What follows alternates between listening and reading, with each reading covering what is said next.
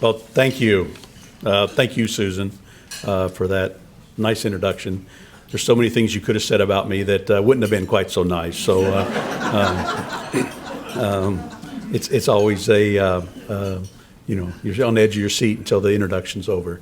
I also want to thank all the staff members that were introduced and all the ones that are still in the D.C. office as well.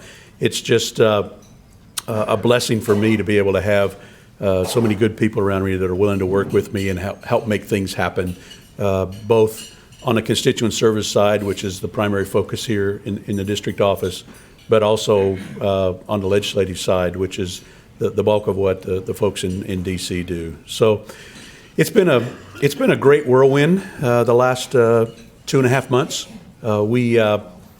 We started with one person in the district office, or one person in the D.C. office.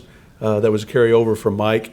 So we spent a lot of time interviewing, getting staff up to speed, getting the right mix of D.C. skilled people and people from Kansas that had Kansas connections, and now we've got the office up and running. I'm very pleased with people in D.C. and people here that we've got helping us get things done.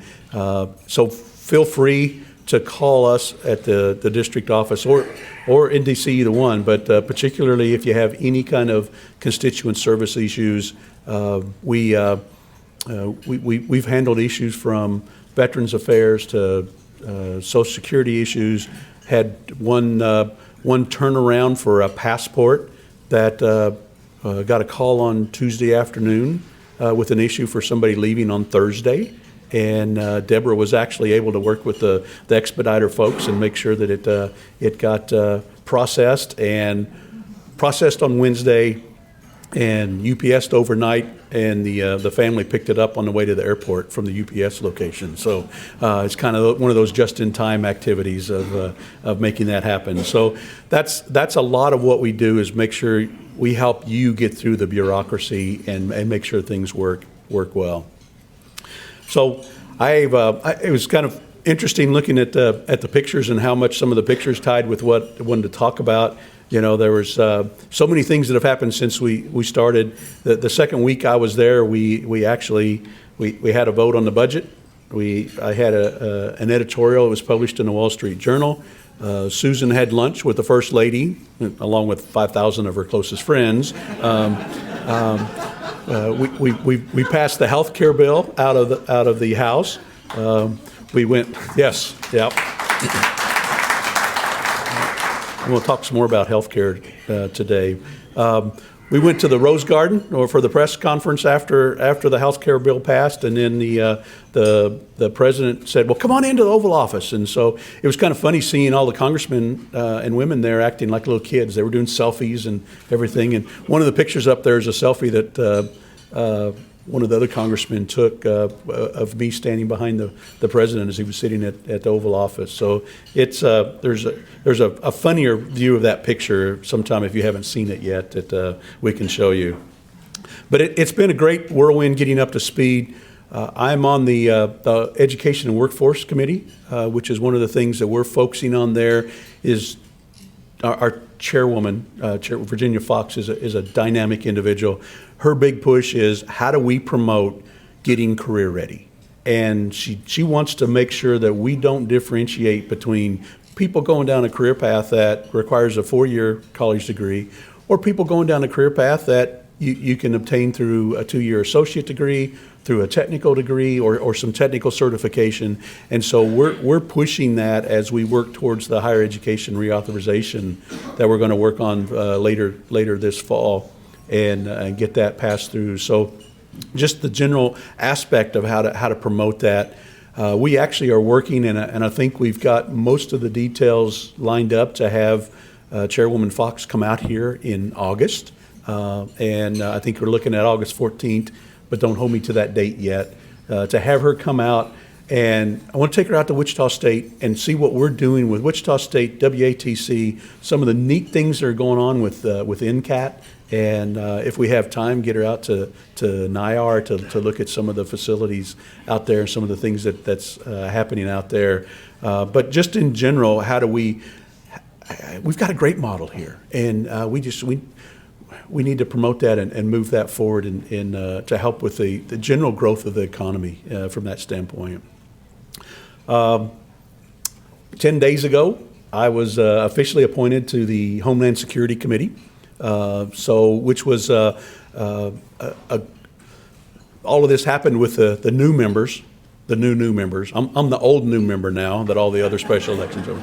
So so somebody said, yeah, I'm part of the establishment now, and I said, no, that's not the case. But anyway, with getting the new members on board and getting committee assignments for them, I ended up getting moved over to the Homeland Security, which is going to be great from a standpoint of how that affects us, particularly with transportation side, some of the transportation issues and working there, but also looking at some of the oversight and management review, which is one of the other subcommittees that I'm on, just to tie in my business background of looking at, how do we use computer systems? How do we look at process improvements? How do we make things more efficient and effective? And we see that over and over again, that government agencies need to improve along those lines. So we've met with the chairman of the committee. We've had a couple of meetings with staff members of the committee trying to line out some things that we want to work on, and so we're getting up to speed and helping address some of the security of our country. I don't know if you saw this or not, but in the last couple of days there's been some information around cyber attacks on nuclear plants around the country, and of course we've got a big facility in Kansas up at Burlington, 80 miles away, 100 miles away from here.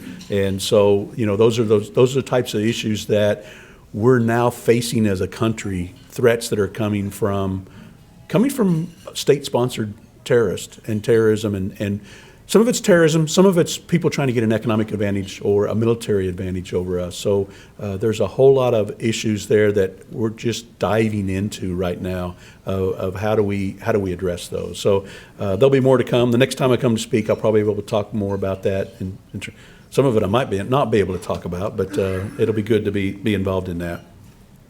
I do want to talk a little bit about accomplishments that have happened over the short period of time that. Since President Trump was in office, there's been some major accomplishments by Congress and the President so far this year. As of the first week of June, there were 158 bills that have passed the House of Representatives. And just as a point of reference, going back and comparing that back through that same period of time through all the other presidents, going back to George Herbert Walker Bush, the most that any other one had passed was 131. In the same time period. And that was under the Obama administration. During the first 100 days of President Trump's administration, there were 14 congressional review acts passed and signed into law by the president, which overturned some of those regulatory burdens that were being dumped on us. And the most of any other president, dating back to George Bush, was one. During the first 100 days of the president's administration. So the other thing to talk about is during that first 100 days, there were 37 bills signed into law by President Trump, and the next closest was 35 that was signed into law by George Herbert Walker Bush again. So it's kind of reflective. You won't hear that in the media, the national media, as they talk about it. I mean, they're more obsessed with this Russian story and that Russian story, and is Comey going to bring up the articles of impeachment aspects for the president? But there's a whole dynamic there out of the media, out of Washington, that's not really talking about things that are happening, that are focusing on some distractions. And it's not distracting us. I mean, this is one of the questions I get, as I've come back into the district is, we it doesn't slow us down in terms of the things that we're doing on some of those bills, some of our committee meetings, some of our issues that we're addressing. Where we do get slowed down a little bit, I guess maybe, is when we want to go have a media interview about healthcare or have a discussion about renewing the Carl T. Perkins Technical Career Education Act. A lot of the media questions get centered around the president and these type of rumors. I'll tell you a little side story. 3 weeks ago, I was going on Lou Dobbs to speak about. Originally, we'd set it up to talk about healthcare. And that's what we wanted to talk about, where that was and how we were pushing forward with healthcare. And so we got all mic'd up, and I'm standing there in the gallery ready to be having the filming. And during the commercial break, just before I was to go on, Lou Dobbs came on and said, okay, we've got these 3 senators that made disparaging comments about the president and his actions today. So we're going to talk about that instead. And so, I get up there and we're going to talk about, okay, let's give the president a break. I mean, he's been in office now. At that point in time, I think it was 105 days, and trying to address all of those things that he's responsible for, and how do you work through that and make sure that we can get some things accomplished for the country and not push through these distractions. And so that was kind of the issue that we're having to address. But it's not slowing us down, particularly on the House side. Senate's got a little bit different dynamic because they've been tied up for so long in confirming the presidential appointments. And it's actually been the slowest percentage-wise since George Washington to get cabinet secretaries approved.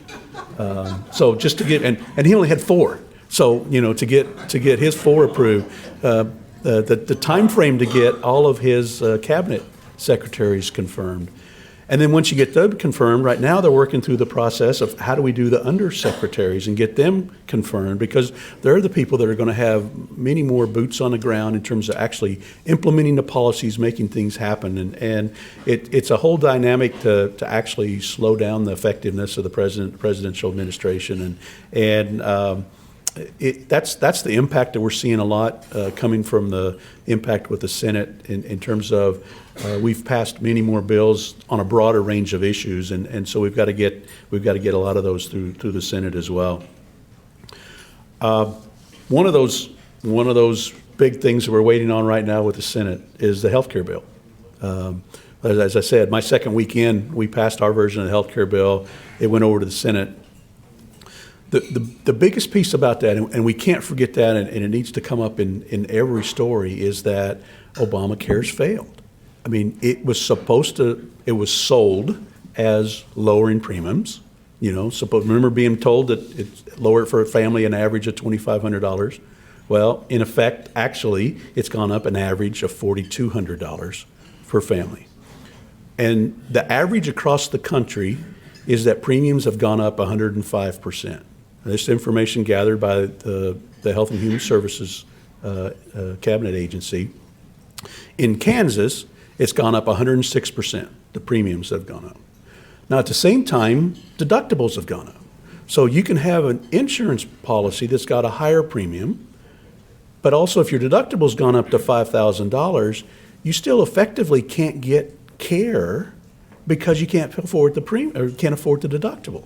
So the impact on all of us is too much out-of-pocket spending that doesn't give us the health care we need. And that really goes back to the whole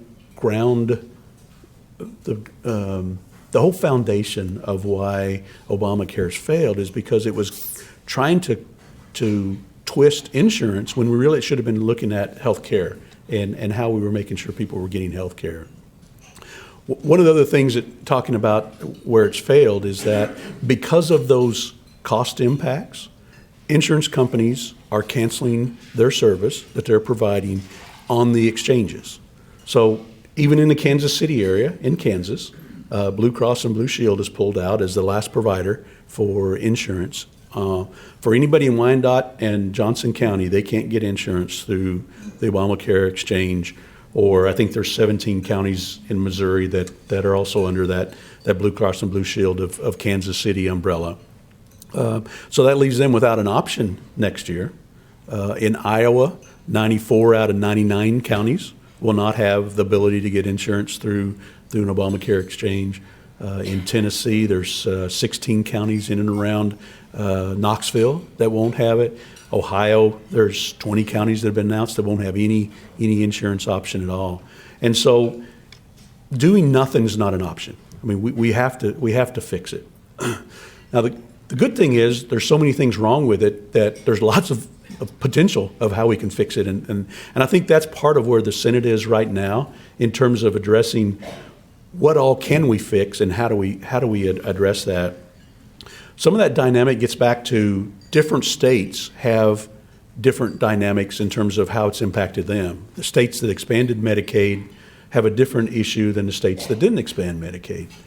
States that have a lot of employer-provided insurance plans have a different issue than states that have a lot of small businesses and individual plans.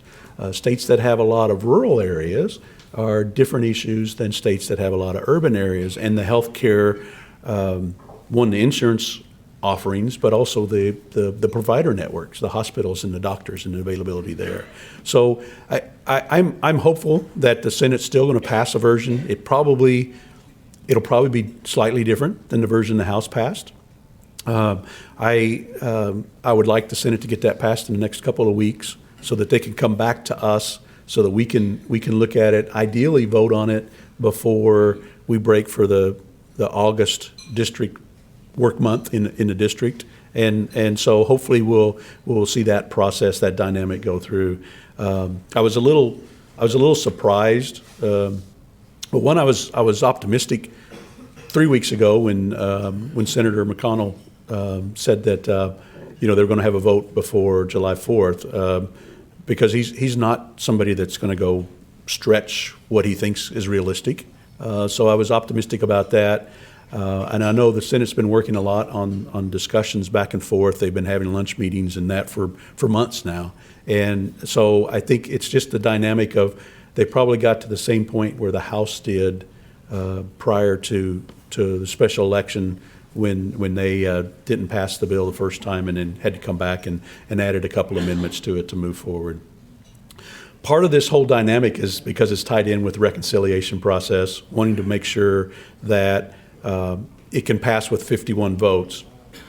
And just as a quick overview of that, you can only do reconciliation once every budget year to basically address some tax and revenue issues. And so that's the process that allows under Senate rules for a bill to pass with 51 votes.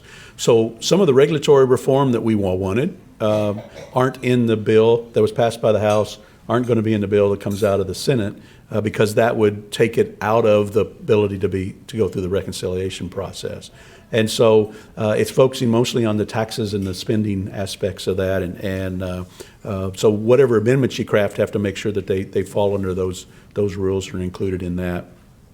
I still think it's possible, and I'm looking forward to the Senate getting a bill passed that we can then work on and get that moving forward, get it on the president's desk so he can sign it.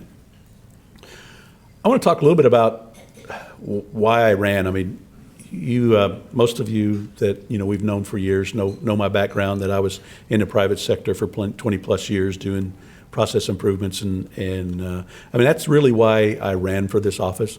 When I was serving as state treasurer, the first couple of years we spent a lot of times with my peers looking at how do we improve the unclaimed property process, how do we improve the college savings programs, how do we improve our cash management operations within the offices. But the last few years, we ended up actually becoming more of a lobbying group. And I, for 2 years, chaired our legislative committee. But basically, we were working on how do we keep the federal government, whether it's regulatory issues, whether it's legislative issues, from having an impact on us. And so that was really the driver for me running for this office of, okay, let's go to the source, let's go solve some of these problems before they become problems for state treasurers or businesses or other individuals to have to affect them. We see that over and over again on the economy. We've, for the last 10 plus years, our economic growth's averaged around 2 or 2.25%. which is historically low. I mean, coming out of a recession and typical economic growth, you're in the 3 to 4% range. Right out of a recession, you're closer to the 4. On a steady state, you're closer to the 3. But just getting that 1% faster economic growth, that more detailed, more jobs, more money in the economy, more profit flowing is going to be a huge benefit for us. The president's done a great job so far. I mean, right out of the gate, he jumped on a lot of executive orders in terms of getting them written up, getting them pushed into being effective of how do we make the economy more efficient? How do we make the economy go again? How do we roll back some of that regulations that's out there? Some of those things, we can start with executive order. I think a lot of those need to be put in law. And so we're working on that on the House side. We've passed the Choice Act, which is a repeal of the Dodd-Frank rule, which if you're in banking or you're in farming or you're in commercial real estate or developing or car dealers, I mean, starting to see impacts now from some of those rules and regulations that are coming out from Dodd-Frank that actually tie people's hands in terms of what regulators they have to deal with and how they have to work. And it created a whole new bureaucracy, the CFPB, so-called Consumer Finance Protection Bureau, which has a lofty sounding name, but really it's just a highly regulated industry that actually goes out and tries to figure out every ways to make new regulations for everybody else, and is in some cases overlapping and conflicting from some of the other regulators that are out there. So we've passed it in the House, the Choice Act, to repeal Dodd-Frank. I don't know how fast that's going to move through the Senate with their effort on having to finish confirmations on under cabinet secretaries. And healthcare's the big driver right now. We got to get through the Senate. So I don't know how fast the Choice Act is going to move through the Senate. But we're looking at all sorts of other regulations. Last week in education and the workforce, we looked at union rules that had come through the Department of Labor 2 years ago that changed what had been the standard for 40 years, whereby when a union organizer wants to come up and request a union certification vote, that the business was supposed to give them a name of all the employees and their address so that the union could contact them with information. Well, the Department of Labor 2 years ago, under the Obama administration, said, well, you have to give them more than that. You can't just give them name and address. You have to include telephone number, you have to include email, you have to include social security number, all the personal information you have about those individuals. If they've come through and got the initial vote for certification, you have to provide that. Of course, the employer has it, but that's private information you don't want out there. So we went through a markup it took us 3.5 hours to sit through our committee meeting to get this passed and to fend off some silly amendments that were trying to slow it down, just to get back to the old standard that was in effect for 40 plus years. So that's the type of issues that we're dealing with, is how do we make things more efficient? How do we make the economy grow faster with some of those changes? So we're continuing to work on that. I mentioned earlier about healthcare and about the Senate, and I just want to circle back on that. Just one brief overview on the reconciliation is our plan, and I say our plan because it's really the Speaker's plan, and I assume the Speaker's talking with Senator McConnell on going through this. But basically, because the reconciliation rules only allow you to make one change in a fiscal year, we're pushing healthcare in fiscal year 2017. So we want to get that through in this fiscal year before end of September and get that passed under the rules of reconciliation. In the meantime, we started working on the 2018 budget, but we obviously can't get 2018 budget implemented until we get healthcare passed, and so that's driving a lot of timing on making sure we get health or budget bills processed. The Speaker, just before we broke for recess, what he the charge he gave all of our the chairmen and women of the various budget committees was that they need to be prepared by middle of July to start bringing those appropriation bills to us, so that we can start working on those the budget bills and starting to get set up for that. What's good about that is there is a huge drive amongst my peers, and myself included, that we need to get back to what's called regular order. We need to get back to doing 12 appropriation bills each year. One for the national defense, one for agriculture, one for health and human services, instead of trying to cram all that into one omnibus bill that ultimately ends up having lots of fat in it, because that's what it takes to get enough votes for one huge bill like that. So there's a big push amongst myself and my fellow members that we want to get back to regular order, and that's really why the Speaker's taking this approach is let's get moving with the appropriations bills now.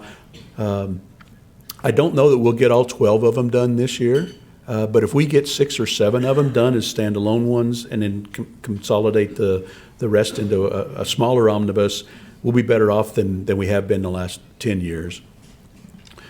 One of the problems why I don't think we'll get all 12 of them done is, the first year of a president's term. Well, let me back up. Typically, the president introduces his budget by February, and right after the State of the Union speech and introduces the budget. Well, when a new president comes into office, they don't have that timing laid out. So typically it's April or May before they come up with a new budget. So always in the first year of a presidential administration, the whole process is a little bit slower. And so we're caught up in that slower process, but still trying to push it through. So I don't think we'll get all 12 appropriations bills done as standalones, but we're pushing to get as many as we can done and have a small amount bundled up at the end. And so that's the drive right now. Once we get the fiscal year 18 budget prepared, then our plan is to use reconciliation on fiscal year 18 to pass tax reform. And the Ways and Means Committee is working really hard to keep pushing on getting the tax reform bill structured so that by October, November, once we have 2018 budget set in place, that we'll be able to be debating on the floor and in committee the final pieces of tax reform and make that happen. I'm optimistic we can get that done. It's tough. It's tough to do tax reform. It's been 30 plus years since we've done major tax reform in the United States. 1986 was the last time it happened. And it's because it touches everybody. And so many people over the years, because our taxes have been so high, have gotten deductions or credits or because of their particular impact with those high tax rates. So the big drive right now is how do we lower the rates on everybody, both corporate and individual. And in order to do that, you need to broaden the base to make sure that we still have enough revenue coming in to fund government operations. So keep tuned. Well, right now we're focusing on health care, then we'll roll into 2018 budget, and then it'll be tax reform after that. That's kind of our schedule for the year. And in the meantime, we're working on things like Carl Perkins Act and working on some of the Homeland Security bills that are coming through and higher education reauthorization. And actually there's a host of other things. Homeland Security hasn't been reauthorized since it was originally put in law after the 9/11 attacks. So there's a lot of those agencies and programs that need to be reauthorized, reviewed. And so we're going to talk more about that now that we have Republicans in the majorities in the House and the Senate, and as well as a Republican president. So we want to get back to doing things the way they should be and move forward from there. So I want to talk a little bit political while I'm here, since this is a Republican group. We I don't know if you saw the announcement yesterday, but we released a press release about our our second quarter fundraising goals. At the federal level, you report quarterly. We raised $375,000 during the second quarter of this calendar year. Now, part of that was before the election, because the election was in April, but even the part after that, in May and June, we raised over almost $240,000 out of that. So we're actively working towards next year, as well as trying to make good constituent services and good legislation, working to look ahead for next year and being prepared to run for re-election. The other thing that we did yesterday was we started a leadership PAC, Restoring Our Nation PAC, which, if you can tie in with acronyms, RON, Restoring Our Nation PAC, Ron PAC. Yeah.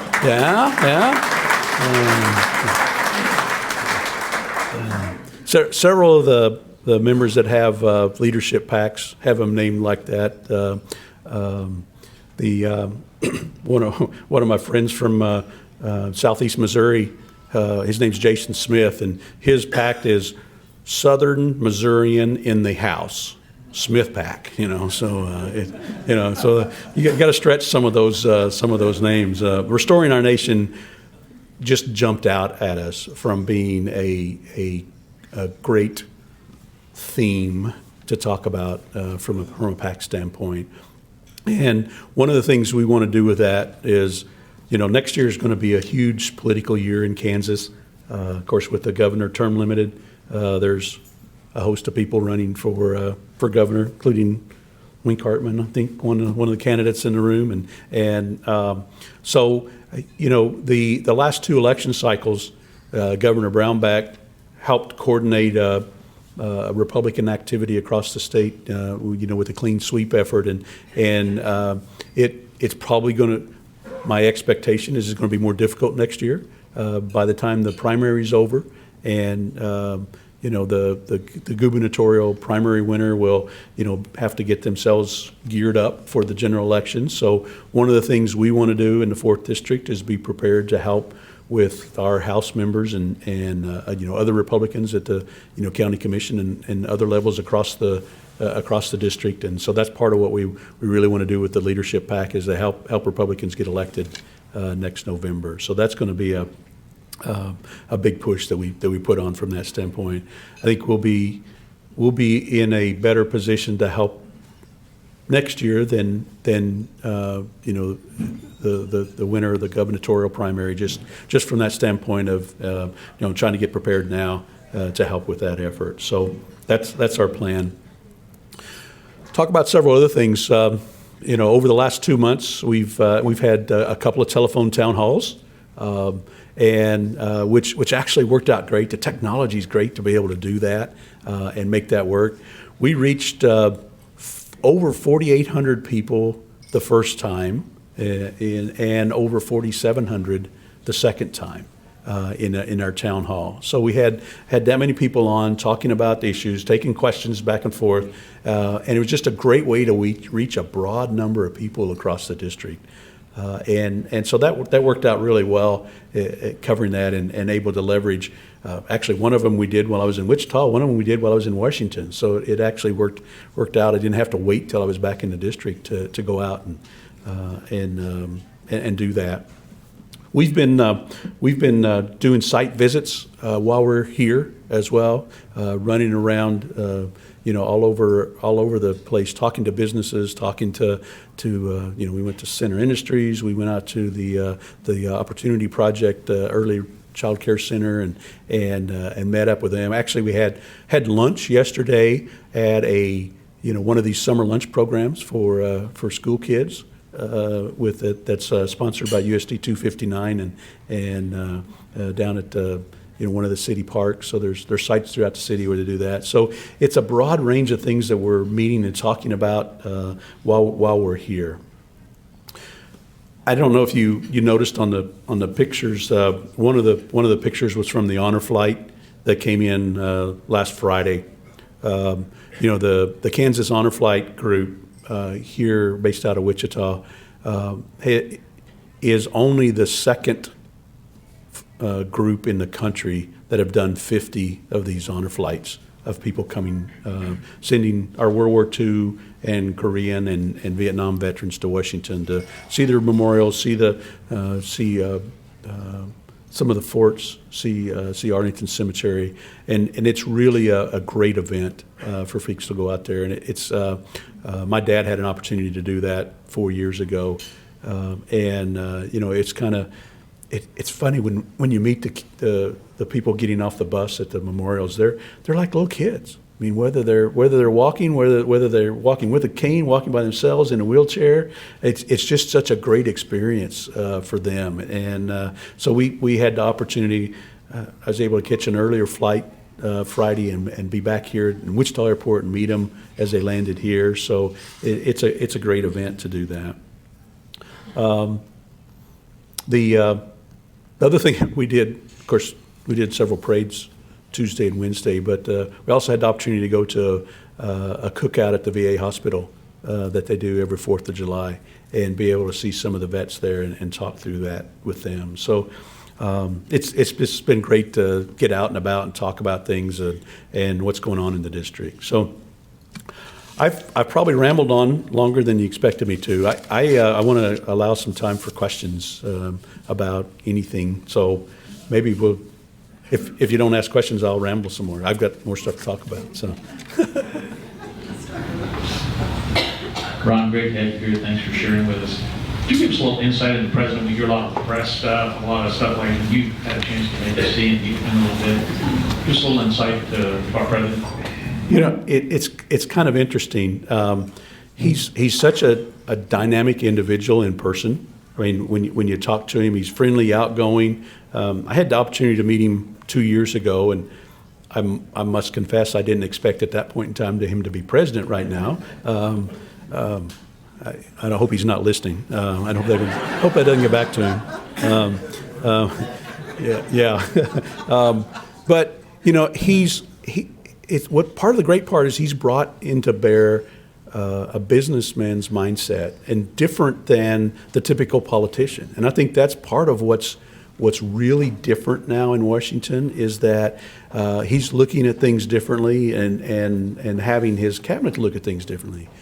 Now, part of the negative of that, and we saw some of it with the House health care bill as it came through, was he approaches things differently, and he doesn't have that working relationship yet with the House leadership and the Senate leadership, and it's part of that group dynamics. Anytime you have new people in places and new roles, you're going to have some forming and storming and norming process, whatever all those ormings aspect are when you're going through that. And so I think looking through the healthcare process, I think he's developed a great working relationship on the House side.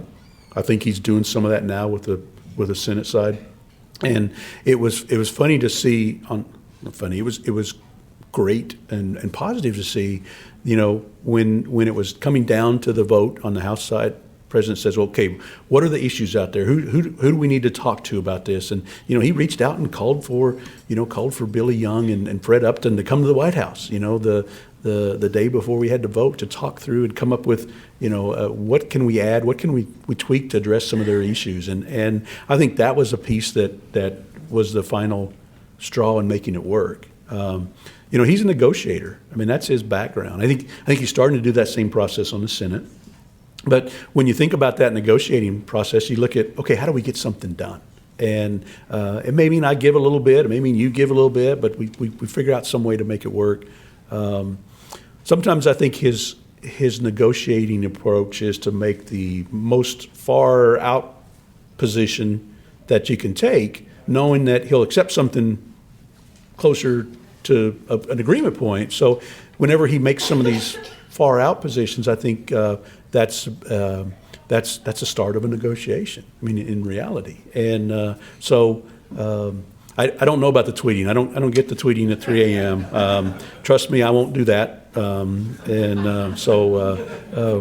not sure I can explain that piece. But it's Deb. I have two questions related only to education, but they're kind of unrelated. The first one is there ever going to be a chance that we get a national school choice opportunity out there? The other one is all the kids that have been forced into taking out student loans for their college education are facing high interest rates. Is there anything out there that's going to help them? You know, the last few years under Obama, they had to take out really high interest rate loans.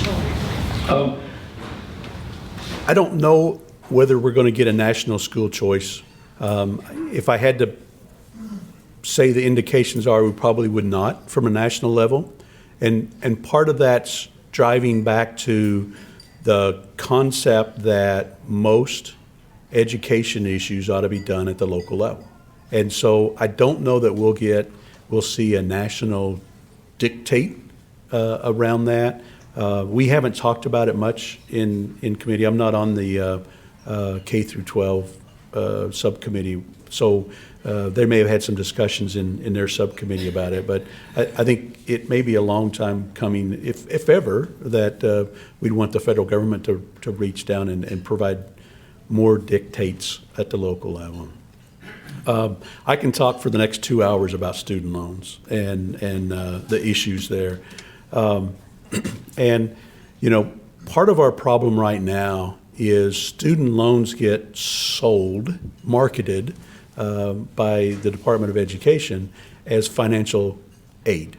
You know, so, you know, when you get your financial aid form back, it tells you, okay, here's the grants you're qualified for, here's the scholarships you're qualified for, here's the student loans you can get and the parent loans you can get. And actually, with 2 clicks of the mouse, you can borrow thousands of dollars. I mean, a student can borrow thousands of dollars. A parent can borrow even more. And so when you compare that to what the federal rules are for banks and credit unions to issue a loan, I mean, it's ridiculous that the same standards aren't being followed. And so over the years, so many people have gotten caught up into this overextended borrowing and the issues. And now how do you pay that back?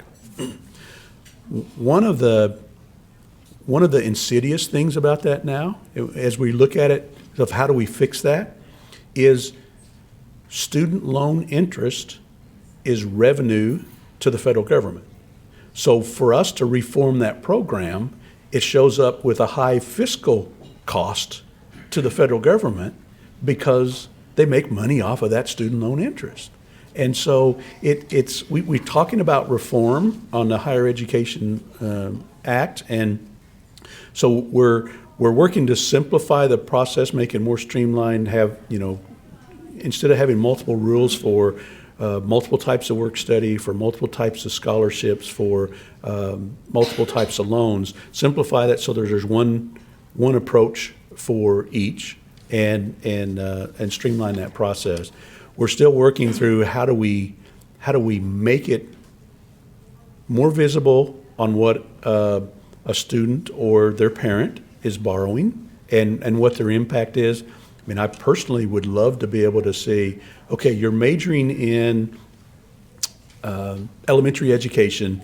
Here's the expected salary for you to have a career in elementary education, and here's what you realistically could pay back in student loans, which translate to how much you could borrow to go through 4 years of college and get your elementary education degree. That might be a different number if you're going through an engineering degree in terms of what you could expect as a salary and what you could afford to pay back. Right now, there's no visibility at all, and in fact, it's prohibited even for the university to talk about it on the front end of financial education. They can talk about it after the loan's been accepted, but not on the front end. So we're working to change that as well to help people have more information around what decisions they're making so that they don't get into the mess they're in. You know, it's an impact on our country right now. There's over $1.2 trillion in student loans that are out there that have been borrowed over the years. And it ranges the gauntlet from somebody who went to college for a year or part of a year, borrowed $5,000, $8,000, and then dropped out. So you got some of those. You got some individuals that go through a 4-year career or 4-year college and borrowed for each of those years. You've got some that go to, doctors and dentists and others that have gone multiple years and have loans. You have people that have gone to public versus private. So getting that same elementary education degree from a public university is going to mean less loans than if you go to a private institution that's going to cost more. So some of that's how do we get that information out in people's hands before they commit themselves to a major loan and an impact over their lives. So that's part of what we're talking about as we look at the Higher Education Reauthorization Act. So. Ron, thanks for being with us. I think the problem that we're not dealing with is the national debt, $1 trillion, $200 trillion unfunded. I know you talked about being on the budget, but I think Washington needs to be serious about railing in their spending, go into a balanced budget, and start a repayment of our national debt. Yep. I think you hit the nail on the head.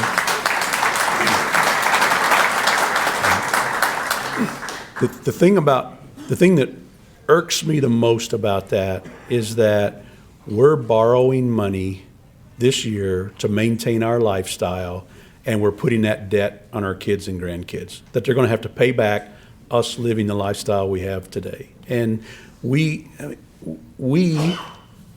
our generation, we need to not do that. I mean, we need to leave the country better off than it was. And so, when you look back over the last 2 presidential administrations, I mean, the debt doubled under George Bush administration from just under $5 trillion to just under $10 trillion. It doubled again under the Obama administration from just under $10 trillion to just under $20 trillion.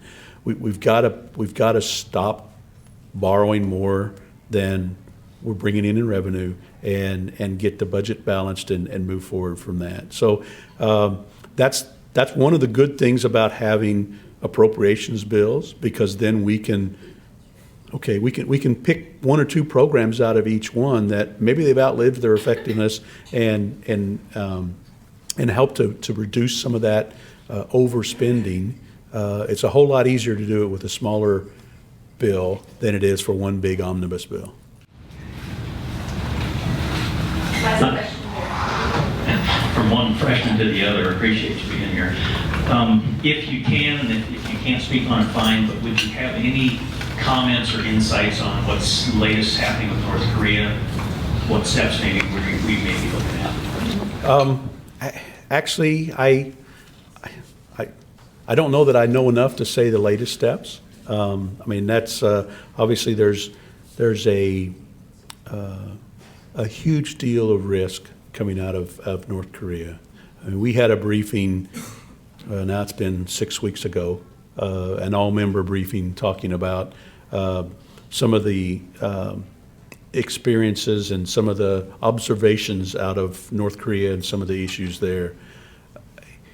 When you have a world leader like that who really doesn't care what the rest of the world thinks about, really doesn't care what their fellow countrymen think and have to go through, you're at risk for a major calamitous situation. And the perception I'm getting is that China's finally waking up, that it's a risk to them as well.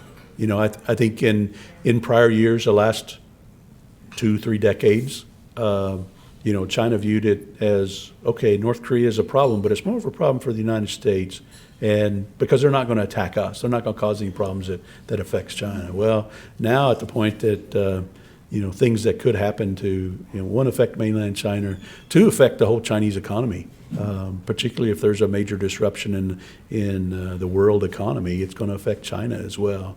So I think China is late to the party to actually getting more engaged, and I think they're trying to figure out what the right approach is. I don't think they're there yet in terms of that.